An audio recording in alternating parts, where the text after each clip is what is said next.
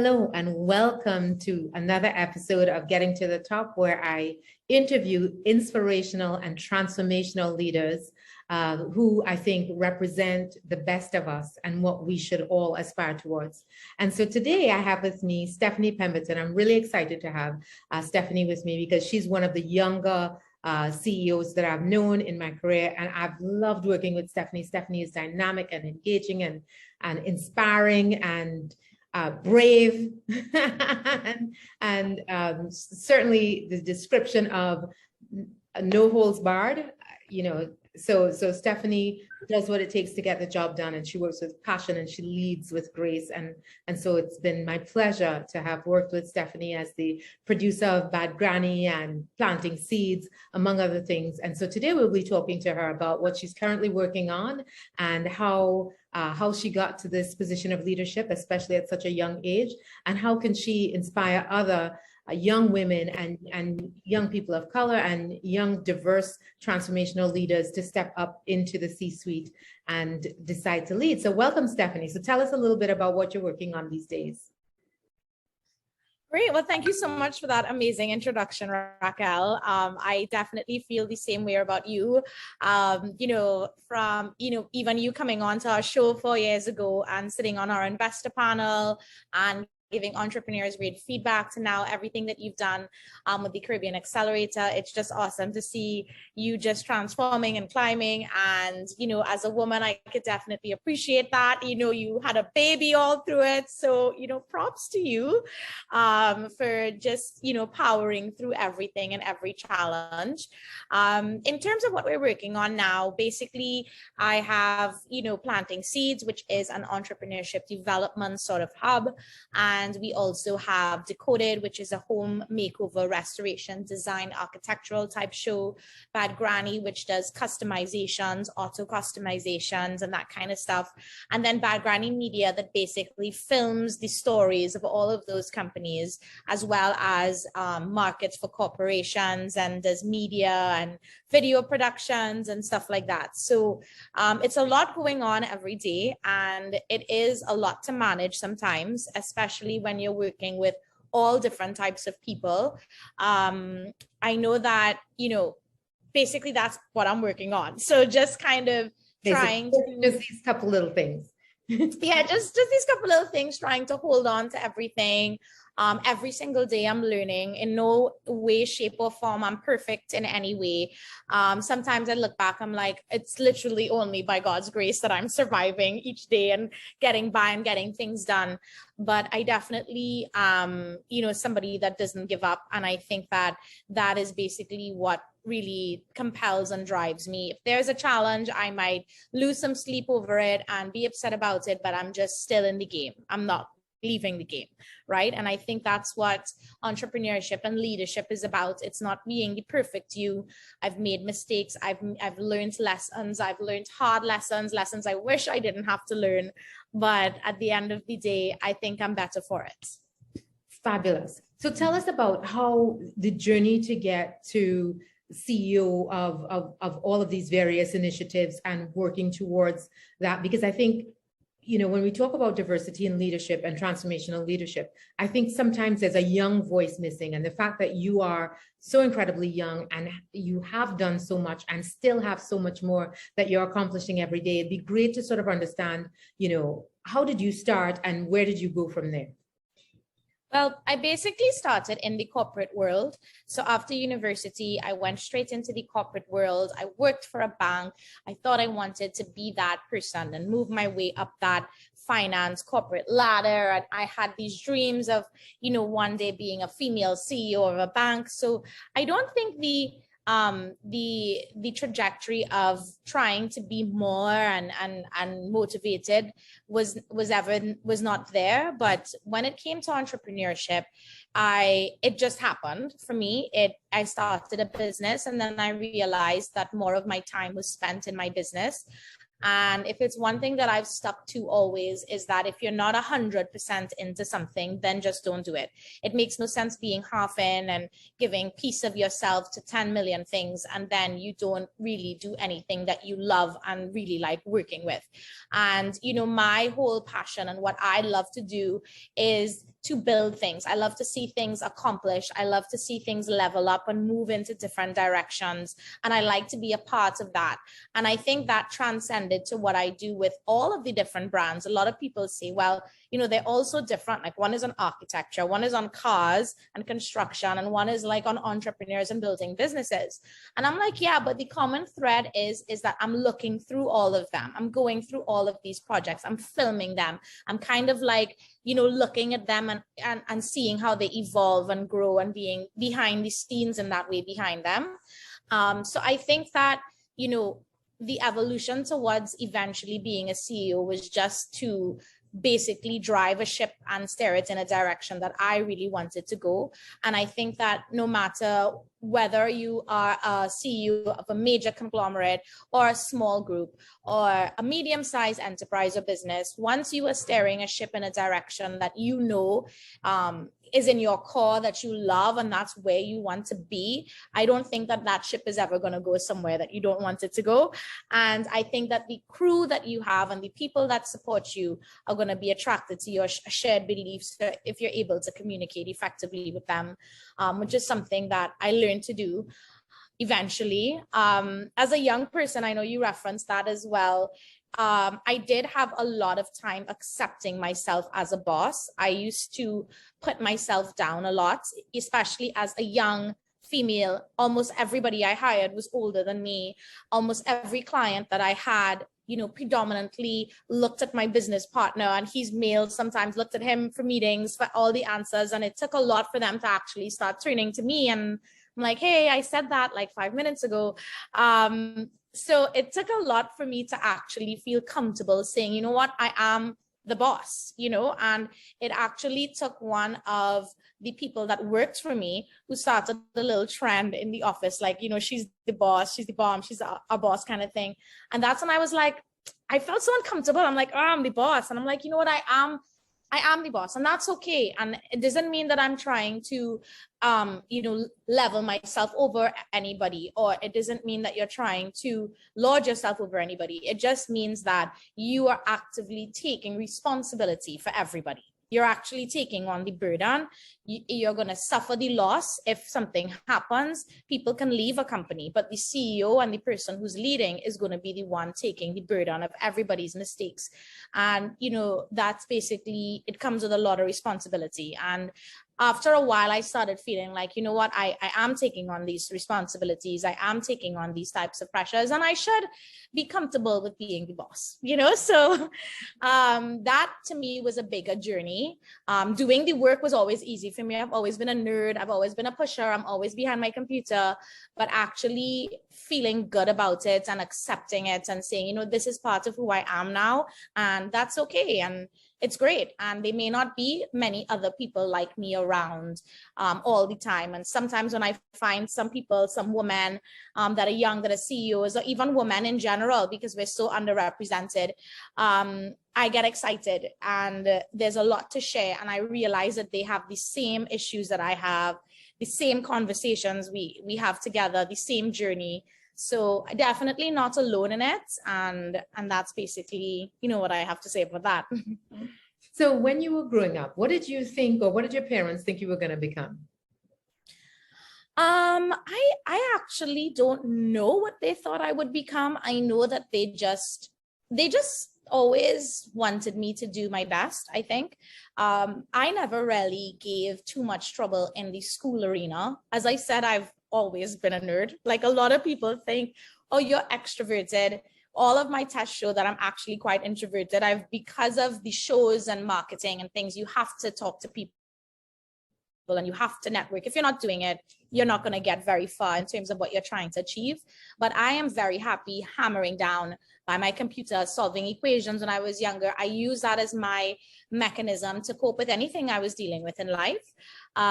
So I think that when I went to school and finance, they probably thought, they were like, okay, cool. Yeah, you're going to go and do your CFA and you're going to go into this bucket. And I think that that was really my dad's trend of thinking. And in terms of my mom, she was an entrepreneur herself, and she was like, okay, yes, do this, do that, you know? So she kind of like made me look outside of the contemporary box of the working world. And I think, you know, meshing those two together kind of made me feel a little bit more like organized, but still free, you know, to be innovative and to be curious about what else is there besides for the contemporary jobs. You know, I just recently, because I think people read me as an extrovert as well. And I've just recently heard the term an extroverted introvert. And that's where you present as an extrovert, but you absolutely need that time to kind of revert into yourself. You have to kind of psych yourself up if you're going out and you're going to be talking to people, and you can do it and you can do it well, but your nature is to be introverted. And I think people don't understand that nuance about extroverted introverts, where you have the ability to switch on and be extroverted, but you need to decompress and you need that time to withdraw because your natural inclination is to be introverted. So I'm glad to know that you're one too. I would have never guessed that you were an extroverted introvert. I would have thought, no man, extrovert. I would have never guessed you were one either. We are like hiding. That's right.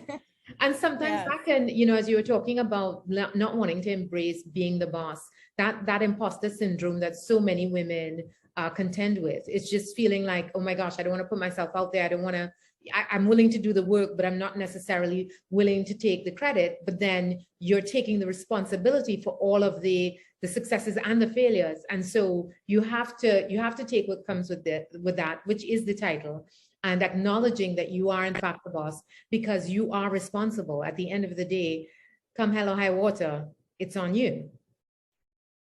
Exactly. They're calling your name, you know? So, precisely. So yeah, I definitely agree. I think, and it's so weird that you would say imposter syndrome, because that's what it actually did feel like. I'm like, am I really a CEO? And then I'm like, I started this company, I invested in it, I worked for it, I hired people, I did what I had to do. And I was like, I'm like, I'm checking the boxes, I am.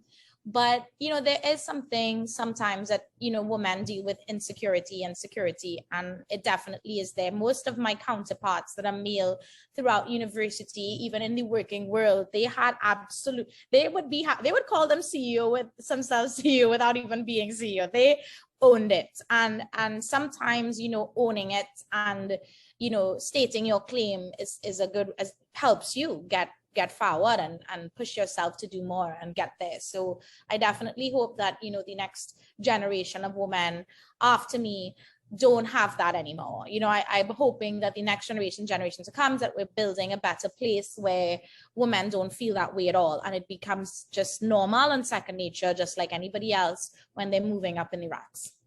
So, but let's say, for example, let me be devil's advocate here for a minute. And the next generation of women coming up, they do feel the same imposter syndrome. What's your advice to them with regard to how they push through? Because whether you feel like you belong or you don't belong, you know, from my perspective, there's an obligation on us to create a more just, a more fair, a more prosperous, and more beautiful future. And in order to do that, we require a different type of leadership, that one that's more inclusive and representative of the people that we are leading and the people who are stakeholders in society. So what's your advice to people who are coming up now, who are unsure about their potential ability to lead?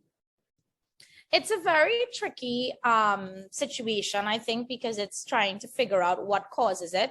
There's another company I have, MetaVision, that I recently started, and it gets into the metaverse world and the crypto world and NFT world.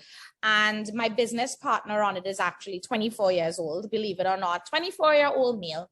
And when we were doing our analysis of everything and who is trading, because NFT trading is basically stock trading on like accelerated, you know what I mean? It's a whole different world. It's actually amazing that 16 and 18-year-olds are doing it.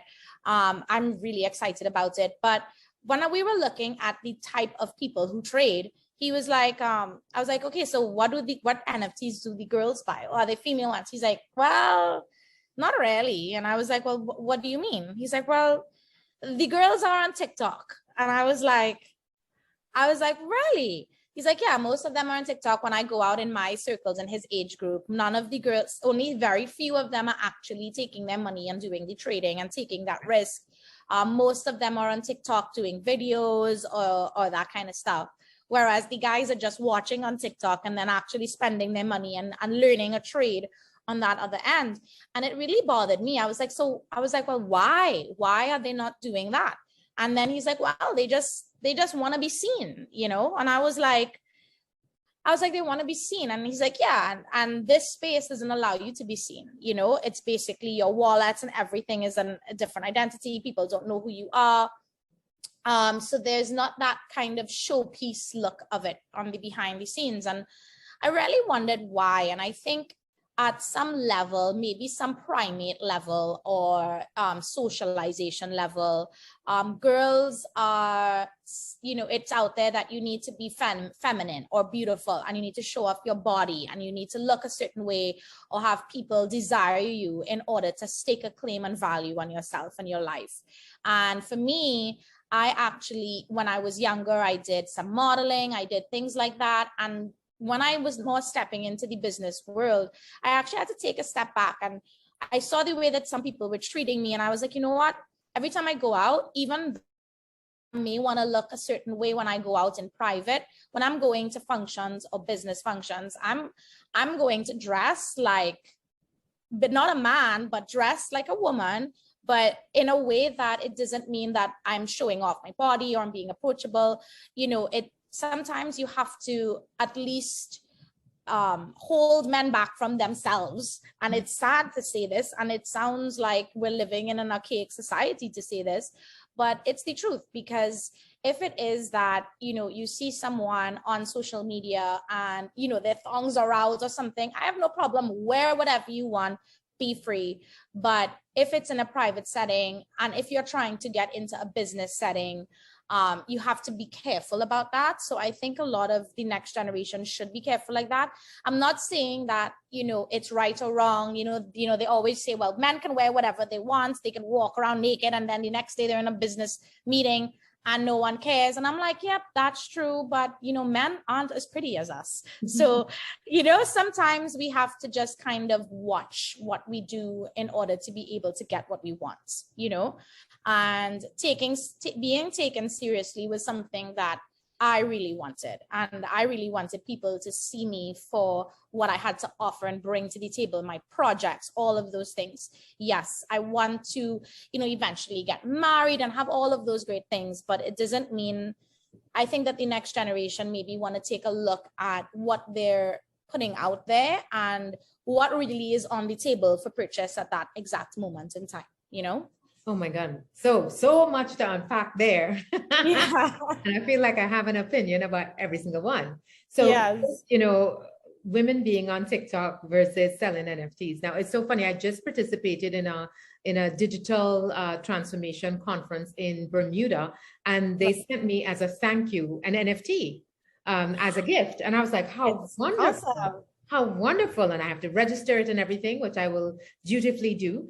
But I think it's interesting when women look at ourselves through a man's lens. Now he's saying, oh, the girls aren't interested in NFTs, they are on TikTok.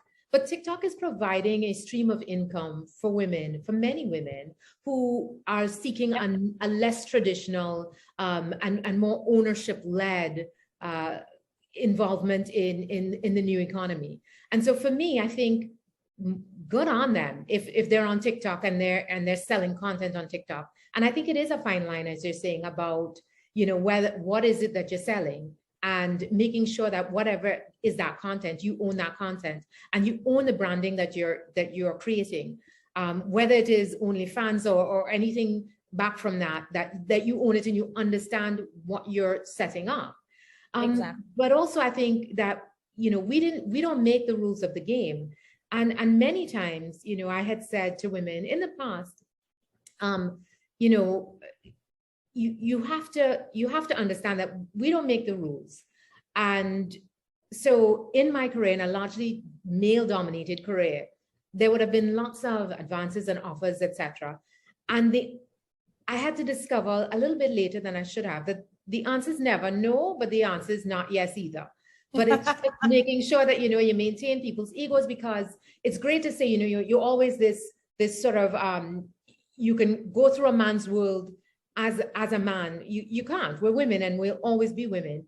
But it is making sure that you're playing the games by the rules, understanding what you want out of the game, and being willing to be authentic to yourself while navigating this very treacherous landscape that has been created for someone that doesn't look like us.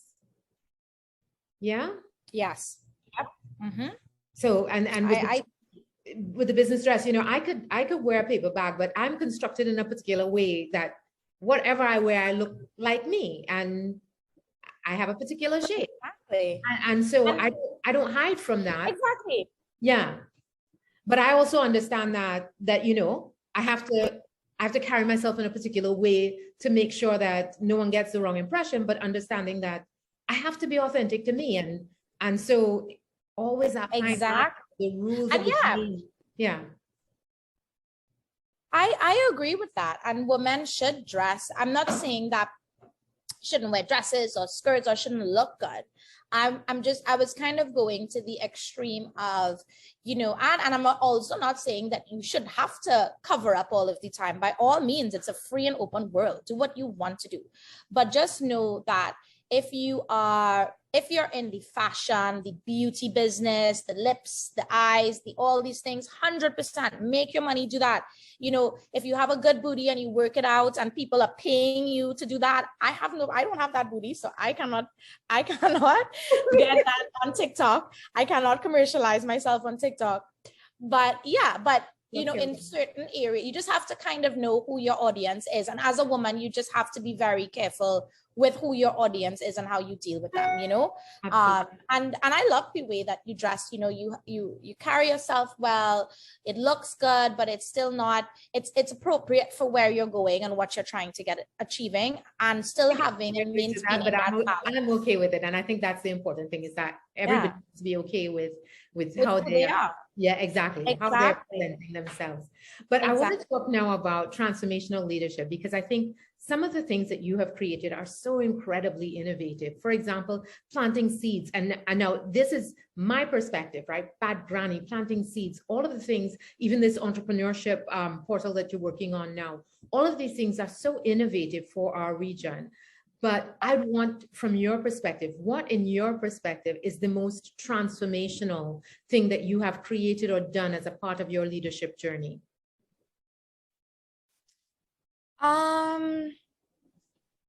I guess the most transformational, that's really hard to really pinpoint something. Because I constantly feel like every day something is changing and we're working with change.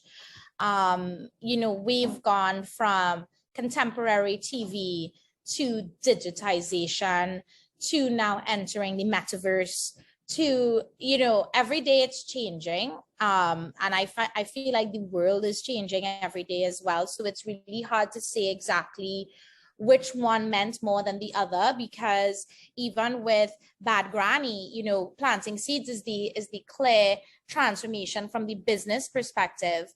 But Bad Granny had also great transformations where we utilized Jason's artwork and to change an old Honda bike into, you know, a cafe racer, to restore old things.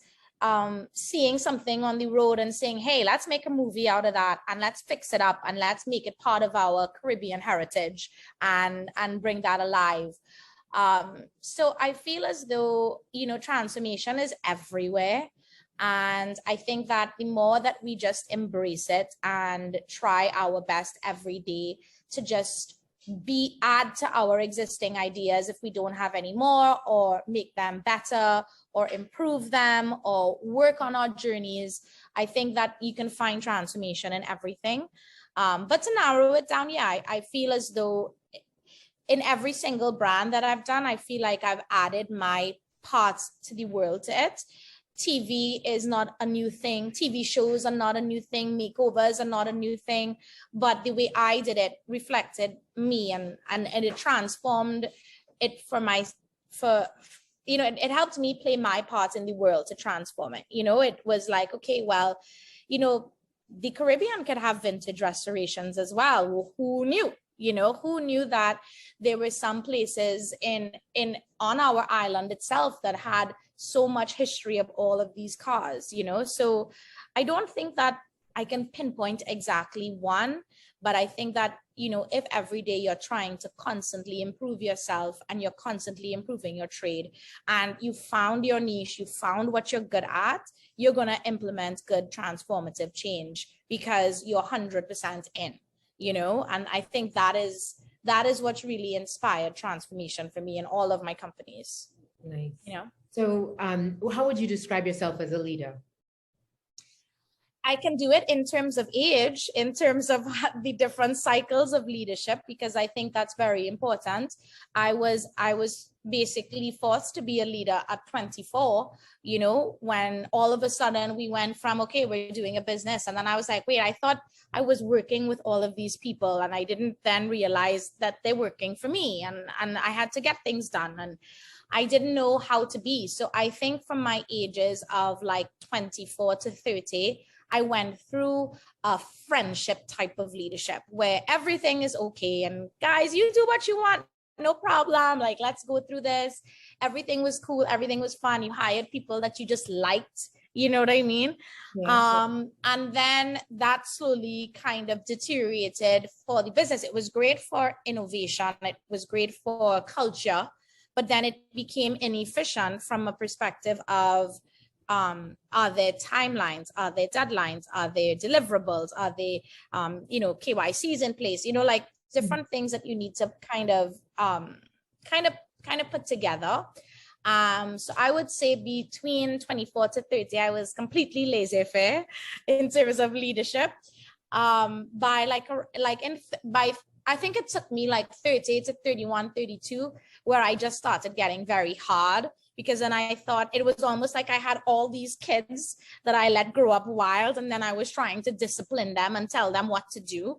And when you're trying to make that transition, when you haven't done it before, it could be a bit difficult to kind of lay that. It was jarring on these children. They're like, wait a minute. I thought we were cool. I thought we were friends. Yeah. And then you turn into mean mommy. And then it was actually during that time where I saw a lot more productivity. But that productivity could not last because the culture and the innovation started going down. So we got highly innovative. We did all these great things. Then we went to, okay, well, these are all the things that we do, and this is how we do it, and these are the processes and controls, and this is where you have to sign in and sign out. And then innovation and creativity started going down again. And then we had to kind of like re-emerge to then say, okay, well, you could do this and then you can't do this. So now I'm in this phase now where I think I've sort of found a balance in terms of managing and leading people. It's still very difficult. I still struggle a lot with communication, and it's something that is important to have as a leader. So I read a lot of books on it. I have a lot of people who advise me. I listen a lot to people, leaders that are in the industry. I ask them questions. I tell them about the problems I have. They tell me a lot of the things that I don't do well. And I've learned to have to take that critique, especially when it came to planting seeds and moving from dealing with only a few corporate clients to hundreds of different entrepreneurs from all parts of Trinidad and Tobago and then the Caribbean, all different personalities, all different types of motivations, and these are people who are highly passionate about their businesses as well. So it was a lot in terms of that transition as well, but I think I've made it through, and I definitely think now I'm kind of more of a democratic leader, but I could lay down the hammer if I need to lay it down. And I'm now starting to evolve to a place where I believe more in my decisions and I stand by them as more. Before it was like, hey guys, what do you think of this? And if everybody doesn't like it, then you're like, okay. Now I'm kind of like, okay, what do you think of this? What's the opinion? I want to hear it. I weigh and I measure and I say, okay, this person is thinking this because of this, they're thinking this because of this. I'm going to go with what I think is the best decision here. And that's based on more of an analysis of the situation, rather than just being, guided by other people, or just being fickle within myself, So now I'm kind of now finding, now I'm kind of believing in me. And then I realize, like, when you do that, it's okay, because if it works out good, great. If it doesn't, you learn and then you adjust. It's never going to happen again. So I've kind of learned to be okay with winning, and well, everybody's okay with winning, but okay with losing, but more importantly, standing behind my decisions and taking responsibility no matter the outcome. And knowing that, however you come to the decision, at the end of the day, the buck stops with you. You made the decision, whether you were guided by somebody else, whether you were influenced by somebody else, whether you didn't really think that was the right way to go, but you thought it was the right thing to do because everybody else seemed to think it was a good idea. You have to own it. So you might as well, exactly. You might as well take the decision where once you've taken it, you can't blame anybody else. Exactly. And that's why, in history and time, they always say the captain goes down with their ship, and that's a rule of thumb, and it's very real. And I think that's what you have to kind of be ready for and embrace, and know that no matter who's telling you what, you're the one that's going to be going down on the ship, and you're going to be sending out those life rafts to try and salvage and help the other people, that didn't. And they have been great people that have turned out to do, great businesses that have fallen from grace in their position. Steve Jobs, who basically got kicked out of being CEO of his first company. So, but he's learned from it, and he didn't let it stop him from becoming better. And I think that's the making of a great CEO at the end of the day. Somebody who is not afraid to take, to believe in themselves, to believe in other people, to find a balance, to be innovative, and to be able to take responsibilities when things don't go the way they should, I love it. And I heard this amazing saying the other day, and I find I apply it a lot to tennis, especially, is I either win or I learn. I never lose. So yeah. I think that sounds a lot like what you're describing, is that, listen, you're gonna have to roll with the punches, but you will learn, and through that learning and being willing to learn and being willing to sort of have a tumble and recover. And it's in the recovery that you continue to move forward. But I love your passion. And I'm going to make sure that especially on YouTube, we have a full description, because I realize some of the people listening may not necessarily be familiar with what is Bad Granny and what is Planting Seeds and all of these other platforms that you've created. But I think I love the level of innovation that you've brought to our market, and how passionate you are, and how, they say that being fearless is proceeding despite the fear, but on the face of it, you appear completely unperturbed by fear and unrestrained by fear. And I think we need more people of color, more women like you, willing to take up that mantle and willing to fail and recover, because it is in that persistence that we find greatness and excellence and innovation and new solutions that we haven't seen before. So 100%, 100%. Love it so much. It's so always good to see you. Always great to see you too. And I know you will continue to do great things. I'll probably have to get you to come back to talk about the next thing and the next thing and the next thing. So thank you so much. Always good to watch you and be inspired by your work. Thanks so much. Thank you so much. Thank you so much, Racquel. I appreciate it. All right. Have a good evening. Bye. Please subscribe to the podcast, and hopefully we'll see you next week. Of course, I love your podcast. I've been looking at it on Instagram as well. Good job. And I really enjoyed this whole session being here. Hopefully, I really like what you're doing, and giving people and women that opportunity to speak about their experiences, and, know that they're not alone in this whole overall struggle. And I'm really applaud what you're doing. So great job. And I'm happy to be a part. And if we get one more woman aspiring towards leadership as a result of this, or one new idea, mission accomplished. I think that, we have to be a part of the solution. Otherwise, we're a part of the problem. Exactly. Agreed. All right. Thank you. Have a great night. Okay. You too. Bye. Bye.